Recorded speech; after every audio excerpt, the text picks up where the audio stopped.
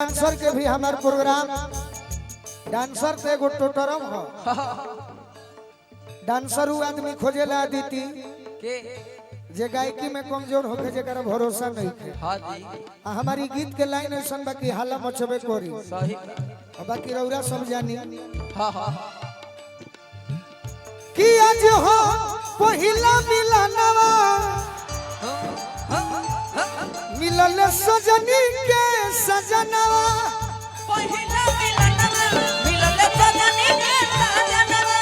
हमारी अंग अंग गुलाब नियन खिलल बा बदनवा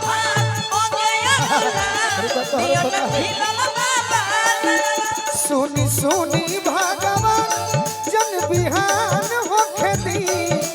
सुनी सुनी भगवान जन बिहान होखे दी। राकेश भैया की ओर से नु नारायण जी की कृपा बनले रही जय हो पद प्रतिष्ठा बरकरार रही एगो होनियो गांधी जी लौकत अनुज भैया की ओर से आशीर्वाद मिलल तू हमरा के कहले बड़ नु हां जी 18 मई के हमार भौजाई कही है का कही अरे की आज राजा जी के कोरवे में जवान हो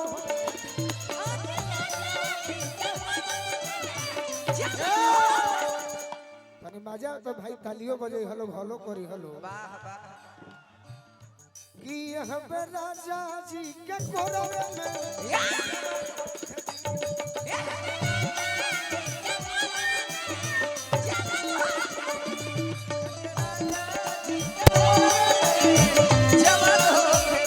आप देख रहे हैं कृष्णा मस्ती म्यूजिक के माध्यम से।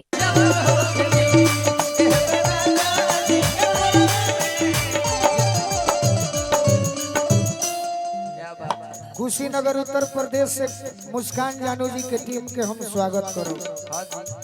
यहाँ नवज्योति हनु हो सिमरन सिमरन हो जाए तो भगवान से विनती बा कि पूरा बिहार में छा जालो सही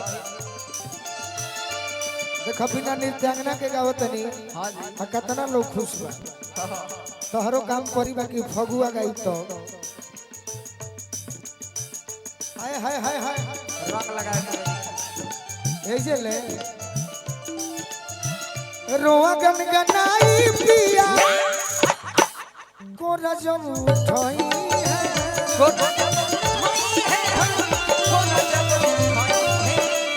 जखमी जितेंद्र हमार जियरा जुड़ोई है जखमी जितेंद्र हमरो जियरा जुड़ोई है बना रहत पेशर भाई बना रहत पेशर भाई बना रह जय हो विजेंद्र बाबा ई अरऊ गोलू राजा के ई अरऊ गोलू राजा हमारा ना चाहिए ना परेशान हो खेती कि आज राजा जी के गोदिए में अरे जवान हो खेती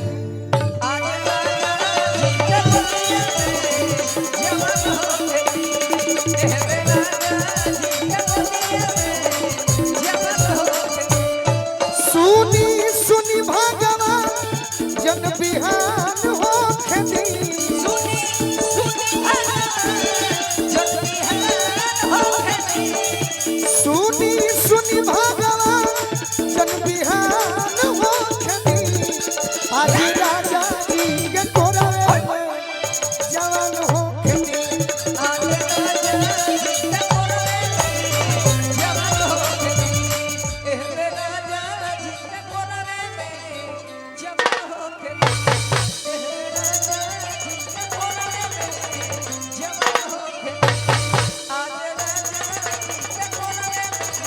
चले के देरी हो जाएगी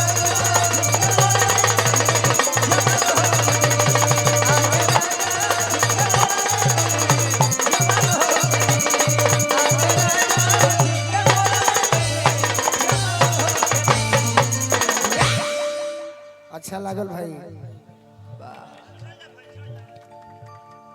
कारण का बा अनुज भैया का बा अभी हमरा राकेश भैया के फिर से आशीर्वाद मिलल।